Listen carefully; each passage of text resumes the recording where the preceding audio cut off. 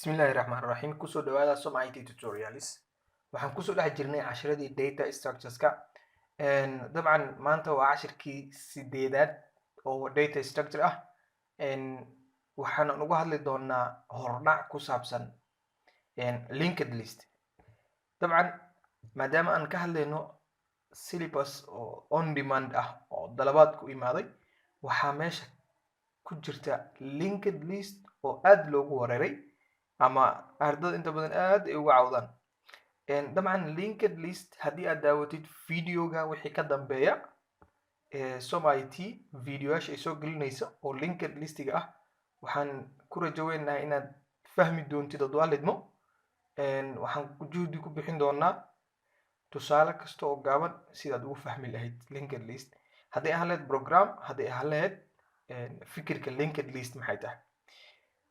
Dabcan linked list waxaad arki doontaan oo idin soo hordhigi doonaa tusaalahan hadda hortiina ka muuqata oo ah single linked list oo wata 4 node wata. Linked list waxa uu ka mid yahay linear data structureska ayuu ka mid yahay. Waa nooc linear data structureska ka mid ah. Waxaana sidoo kale aad inta badan marka asaga looga hadlayo la soo qaataa arrayda. Waxaa la yiraahdaa arrayda markaan kasoo hadlayna programmada aan soo qoraynay, waxaan soo qaadan jirnay tusaale integer. waxaan dhihi jirnay arrayda waxaa siisaa 5 ama 4 c elementyaashaas markaad size-kooda ayaa meeshaan ku sheegaysay. waxaa la yiraahdaa marka nidaamkan waxaa la dhahaa memory-ga inta aad u baahan tahay ayaa sii sheegtay. macnaha 5 element ayaan u baahanahay oo min 2 byte ah ama min 4 byte ah. markaas Java lagu sii luftay waxaa la yiri 20 muxuu ahaa byte loo diyaariyo. marka nidaamkanna waxaa la dhahaa inta badan markaad static ahaan wax u qaadanaysid ama aad xilliga compilationka programka intuusan rangaraysin ama aad ka shaqaysiin ka hor aad size-ka programka sii sheegaysaa. linked list asaga sidaas maahan. programka inta badan marka uu shaqaynayo ayaa waxaa la siiyaa size-kiisa. marka lagu shaqaynayo arrayda waxaa la isticmaalaa arrayda magaceeda iyo size-ka oo ila socoto labadan box oo ah bracketka ama arrayda boxka dhexdeeda size-ka lagu sheego. laakiin marka laga hadlo linked listiga waxaa la isticmaalaa structure. structure dabcan waa nooc ka mid ah data type-ka ayuu ku sheegaa group oo data type ayuu isku qaadaa. wuxuu siiyaa hal block oo memory. halkaas block oo memory-na waxa ay qaataan waxay ku xiran tahay size-ka blockgaas memory-ga inta element oo meesha iskugu store garaysan oo la isku daray. marka arrayda iyo linked listiga sidee kala duwan yihiin? memory-ga sidee loogu represent gareeyaa ama memory-ga sidee wax ugu qaataan markaad data gelisid linked list ama marka array data gelisid sidee memory-ga ugu store garaysmay. dabcan linked list waxaan isticmaali doonaa C++ la soco. sababta waxay tahay C++ ka aan u isticmaali doono maadaama dadka qaar aysan fahansaneyn malloc oo ah markaad muxuu ahaa create garaynayso node cusub C programming-ka. marka si aan loogu wareerin maadaama aan rabno imtixaanaadka dadka ardada macnaha syllabus-ka soo dalbaday imtixaanaadka inay ku galaan faham fudud. marka waxaan usoo wareeganay C++ka. C++kana waxyaabaha oo dheeraadka ah oo yar ay ku kala duwan yihiin sida waa sii sheegi doonaa. marka aan yawarada ku daalin linked list sidoo wax u socdaa. marka dabcan haddii aad maqashid linked list waxaad xusuusataa terminology waxa la yiraahdo ama eray bixin gaar ah ayuu leeyahay. eray bixinta waxaa la dhahaa marka ugu horeysa waxaa xusuusanaysaa erayga la dhaho node. node waxaa la isku dhahaa sida ujeedidba boxigan oo dhan oo isku xiran ayaa waxaa la dhahaa hal node ah. boxigan kalena waxaa la dhahaa waa node-ka labaad. boxigan kalena waxaa la dhahaa waa node-ka saddexaad. boxigan kalena waxaa la dhahaa waa node-ka afraad. 4 node ayuu wataa. meeshan waxaa ku jeedaa marka single linked list oo 4 node wata. linked list marka node kasta waxa uu ka kooban yahay 2 qaybood. dabcan inaad si fiican u fahantaa muhiim ah. node kasta waxa uu ka kooban yahay 2 qaybood. cashirkan hordhac waaye.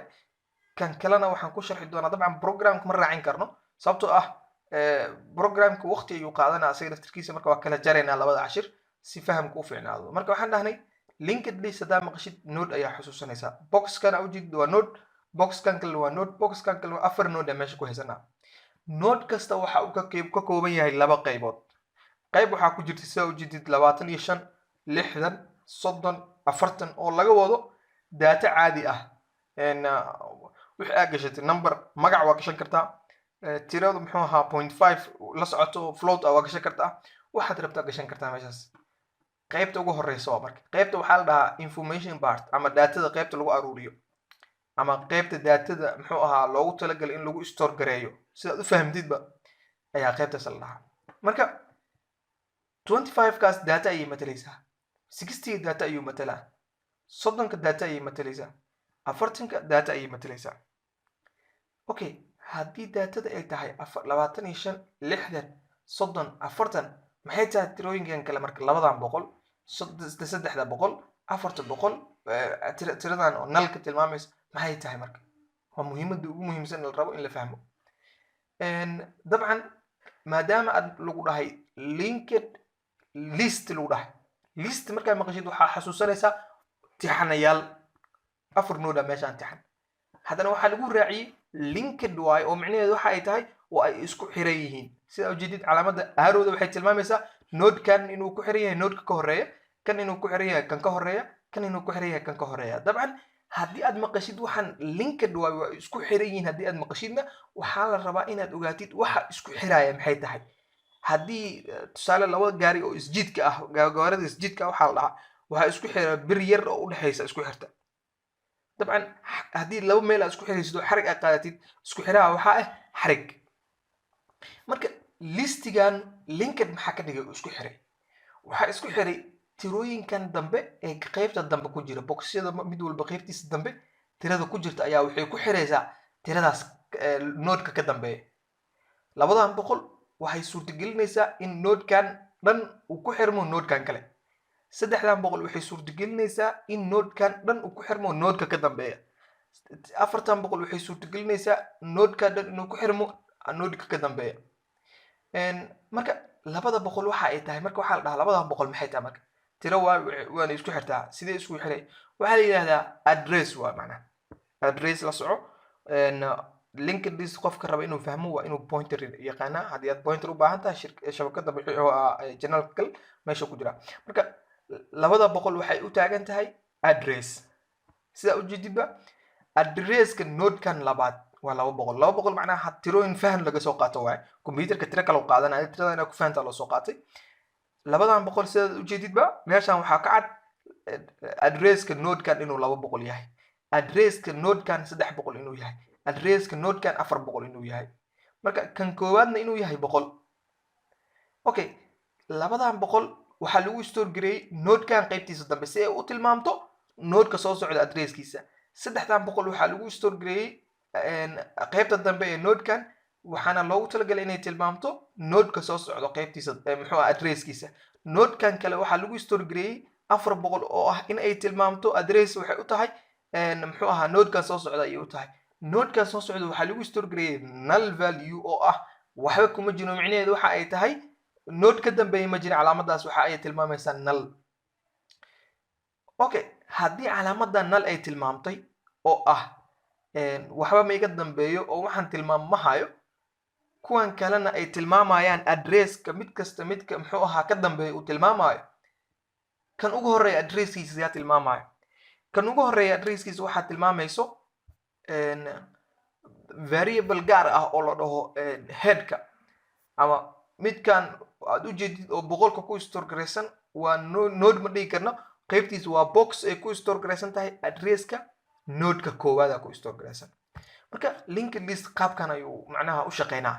marka la isticmaalayna waxaa la isticmaalaa sida ujeedid waxaa la isticmaali doonaa muxuu ahaa structure ayaa la isticmaalaa waan arkaynaa programka ku arkaynaa. okay memory representationka siduu u dhacaa linked listiga memory representationkiisa siduu u dhacaa. tusaale waxaa meeshan ka soo qaadataa tirooyin dad 200 aan qaadanayni ayaa macnaha muxuu ahaa tiro kale ku bedelanay si aad u fahantid. waxaan dhahnay 1105 oo ah 1105 waxa waaye waa qaybta addresska waxay tilmaamaysaa node ka soo socda addresskiisa ayay tilmaamaysaa. okay 1105 waa kan boxigan waayo waxaa ku jirta informationkiisa waxaa ku jirta asaga p a ku jirta oo meesha annaga aan tirooyin qaadanaynay xuruf ayaa inta la qaadanaa macnaha isku mid fahan laga rabaa marka waxa ay ka kooban tahay inaad fahatid qaybtan adresska markaa kasoo tagtid qaybtan ayuu ka kooban yahay oo informationka ah iyo qaybtan oo linkiga ah si fiican u fahan sidaad meeshaan haddaan ku celiyo informationka waa kan qaybtan hore waayo mid walba qaybtiisa u horeysa waxay u tahay informationka qaybta dambena waxa ay tahay linkiga marka bdan linkigeeda waxaa ku store garaysan waxaa lagu leeyahay 1107 waxa ay tahay adresska aad 1107 markii aad tagtid waxaa arkaysaa waxaa ku store garaysan ay shardi maaha inay isku xigtay ogow ayadan waxa ay tahay adresskiisa haddana linki kale waxaa ku jirta 1109 aad 1109 haddii aadid waxaa ku jirta l waxa ay ku leedahay iyadana waxaad aadaa qaybta dambe wixii u xiran waxa ay tahay 1101 waxaa ku jirta a 1101 qaybteeda dambe waxaa kusii jirta ama linkigeeda waxaa ku jirta 1003 haddii aad aadid waxaad imaanaysaa aan imaano dabcan programka sida ujeedid meeshaan uu ka qaldan yahay waxaa la rabay 1103 inuu qaato macnaha linkiga 1103 markii ay imaatid oo ah inta waxaa ku jirta 1102 markii aad imaatid haddana waatan 1102 waxaa ku jirta ayna waxaa ku jirta linkigeeda waxa ay leedahay 0 oo ah micnaheeda waxa uu ka wadaa null oo ah address iga dambeeyo aan tilmaamo ma lahan adresska ugu horeeya waxaa tilmaamaysa boxkan goonida ah intaa kasoo bilaabaysa kabacdi information box kasta oo ka dambeeya waxa ku jirta adresskaasna waxa uu kusii xiran yahay adress kale ilaa laga gaaro adresska ugu dambeeyo aan wax ku xirnayn marka linked list qaabkaas ayay u shaqeynayaan marka headka ayay kasoo bilaabanaysaa waxaana ku store garaysan elementyaasha arrayda sidee u dhacaysaa arrayda memory locationkeeda ama memory wuxuu u dhacaa hadda 1D array watan sida ujeedid arrayda elementyaasha ayaa la store garaynaa oo waxaa la dhahaa contiguous memory location waay in ay isku xigto memorygeeda waa shardi index ayay ku shaqeysaa arrayda meeshii anaga address caadi aan qaadanaynay xagga oo ku shaqeynaynay address kale ku xir inta indexka ayay waxay ka bilaabaysaa 0 shardi waxa ay indexga array mar walba 0 ka bilaabana 0 1 2 3 ilaa iyo n-1 oo ah numberka adiga ugu dambeeyo hal laga jaray mar walba haddii aad 10 number gelisid 10ka number haddii aad halka jirtid waxay noqonaysaa 9 number ayay ku sinmaysaa marka elementyaasha inta kugu jira mid walba wuxuu ku shaqeeyaa indexga 0 laga soo bilaabay haddii aad rabtid elementyaashaas indexaas ay isticmaalaysaa memorygan waa uu isku xigxigaa tusaale adresska haddii aad 200 qaadatay inta waxa uu qaadanaa tusaale 200 ilaa 200 hadda qaadatid waxa uu ka bilaabanaa hadda inta waxa uu qaatay dabcan waxa uu isticmaalaa 11 laakiin computerka waxa uu qaataa inta badan memory wuxuu qaataa 2 byte ama waxa uu qaadanaa memory ah 4 byte laakiin programka inaad fahantid u qaado kulli arraydana waa ku jirta haddii aad tixraacdid sida memory locationka u qaadato marka sidaas ayay isugu xigaysaa qaybteeda muxuu ahaa memoryga contiguous arrayda inta badan waxa ay isku qaadataa contiguous memory locationka laakiin linked list waxa uu isku qaataa block memory ayuu isku qaadanaa intaan waa block memorygaas ayuu wuxuu u isticmaalaa marka address kasta wuxuu tilmaamaa addresska ka dambeeya ayuu tilmaamaa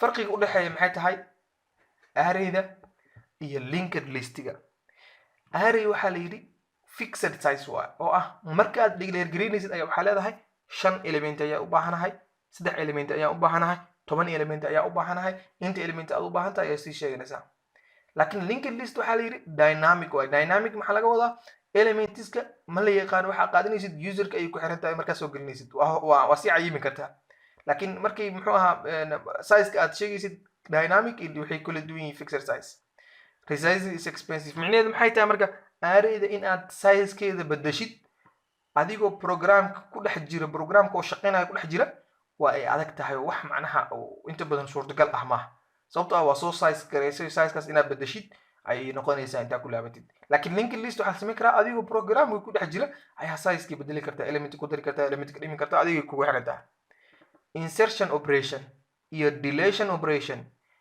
inefficient micnaheedu waxa ay tahay aad ayaa looga fiican yahay macnaha waxaa kaga roon linked list sababta waxay tahay element haddii aad ku daraysid arrayda waxaa ku qasban tahay inaad elementyaasha kala sigsid haddii aad element tiraysidna waxaa ku qasban tahay meesha aad elementii ka tirtay inaad isku soo sigisid indexigaadana marka meesha waxa ka dhalan karta muxuu ahaa juhdi badan waqti badan ka gal laakiin linked list kaliya waxa ay ku arki doontaa waxa gal doonaa waa aad ay u sahlan yahay shifting waxaasna ma u baahna random access ka area ayaa ku guuleysanaysa oo ah in element gooni ah haddii aad rabtid inaad access garaysid hore ayaa ka access garayn kartaa sababtoo ah index ayuu wataa arrayda indexka ayaa ku tusaale waxaa leedahay elementiga sagaalaad u baahanahay waxaa gelinaysaa arrayda magaceeda kabacdina waxaa leedahay index of 0 ayaa of 8 ayaa gelinaysaa sababtoo ah 8 ayaa waxa uu ah indexi sagaalaad sababtoo 0 laga soo tirinaa okay random access ka waa loo guuleysanaa macquul baahan linked list sababtoo waxay tahay element kasta waxa uu ku xiran yahay elementiga ka dambe ka horeeya waa inaa marka kan ugu horeeya ka soo bilaawdid si aad u access garaysid element gaar ah memory wasted ma jiro sababtoo ah memoryga hal mar ayaa size-kiisa declare gareene kabacdina waxa gadaal ugu daraysid uma baahnid marka arrayda joogtid laakiin kan memorygiisa size-kiisa ma cayimi kartid sababtoo ah adigoo programkii ku jira runkiisa ayaa waxaad samayn kartaa size inaad bedeshid memoryga aad muxuu ahaa wax badan ka isticmaashid marka qaybtaasna arrayda ayaa memory wastage ku guuleysatay in aan memory waste badan la dhumin sequential access is faster sababtoo waxay tahay arrayda contiguous memory location ayay qaadataa haddii marka aad rabtid inaad access garaysid si isku xigto waxa uu access garayn kartaa index laakiin kan sequential slow waa sababtoo ah macnaha waa la access garayn karaa sequentially laakiin low waxaa laga wadaa address ayaa isticmaalaysa marka addresska sida ujeedidba meeshaan hadda ujeedid addresskan 107 aad lagu dhahay 107 na aadid inta ay ku qaadanaysaa dabcan inta kasoo booda fiiri waxa kasoo booda hal xaba kasoo booday 107 marka aadid 109 aadaysa adana mid kale kasii bood 109 mar walba qaabkaas ayay ku soconaysaa 101 usii gudbaysa marka sequential access waa la access garayn karaa laakiin waa low oo ah memory representation kiisa ayaa waxa uu yahay mid aan adiga isku xigxigin marka qaybtan waxaan u hadlaynay farqiga u dhaxeeyo arrayda iyo linked list-ga dabcan video uu nagu dheeraanin meesha ayaan ku sameynaa cashirka 9aad waa cashirka aad ugu muhiimsan ee ku xiran cashirka 8aad waxaan ku soo qaadan doonaa qaab fudud ee loo sameeyo program linked list ah bila tawfiiq